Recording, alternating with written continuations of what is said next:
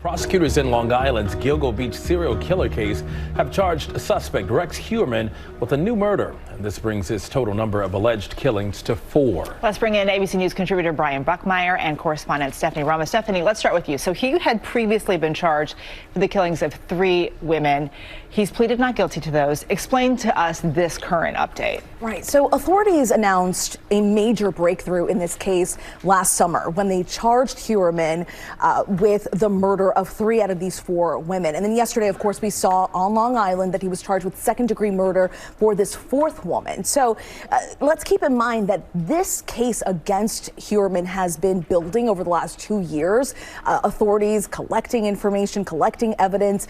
They were able to obtain more than 300 subpoenas, search warrants, collecting evidence to try and tie Heuermann conclusively to these murders. And so, Brian, let's talk about the victim, Maureen Brainerd Barnes. She disappeared back in 2007. Her body wasn't discovered until 2010. So how does this connection, the alleged connection between the suspect and this victim, where does it come into play? Yeah, so Miss Brainerd Barnes lived in Connecticut. From what we understand, she would travel to New York City as a sex worker, and I say that because that seems to be the MO of Rex Heuermann, that he preys upon these women. She's actually 4'11", very petite.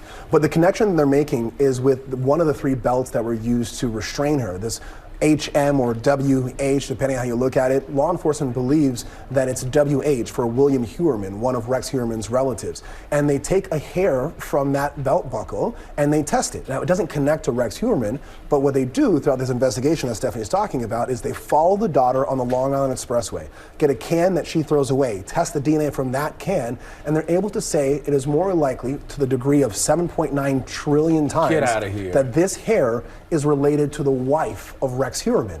Now, as we're kind of joking before, I know, statistically speaking, my wife's hair is somewhere on me. I kissed her goodbye. She's always next to my suit. So that hair is planted there in the way they think that Rex Heuermann must have interacted with this woman and left his wife's hair on the victim.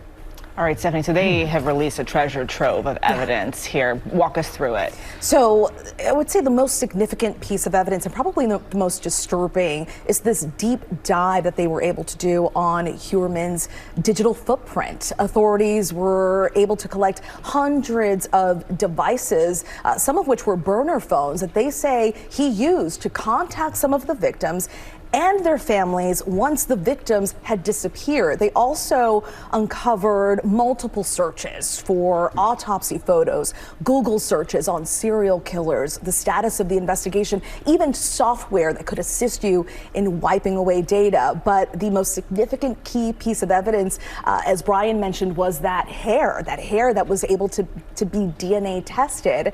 Authorities saying that the hair of Heuermann's wife was found near or on 3 of the 4 women, and that a hair found near another victim was linked to their daughter. So much evidence that investigators had to sift through. Yeah, the evidence in this case is fascinating, to say the least. So, Brian, prosecutors say Heuermann's now estranged wife and his children, they were out of town when Brainerd Barnes disappeared, fitting an alleged pattern. So where do we go from here? What do we know about this?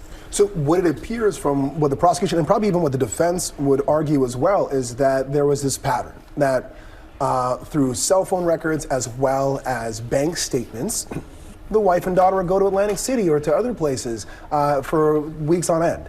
And this is when Rex Heuermann, if you're the defense, decided to indulge himself in sex workers. Or for the prosecution, they would say this is when he laid his trap. He told the wife and kids to leave, and this is when he tracked the women, the cell phone data, the internet searches. He found them, he killed them, and disposed of their bodies. That's what the prosecution is arguing, because it happened with each and every one of these 4 women. This time frame of family's gone, and Rex Heuermann is interacting with these women, and then they disappear, and their bodies are found years later.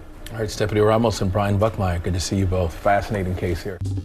Well, hey there, GMA fans. Robin Roberts here. Thanks for checking out our YouTube channel. Lots of great stuff here. So go on, click the subscribe button right over here to get more of awesome videos and content from GMA every day, anytime. We thank you for watching, and we'll see you in the morning on GMA.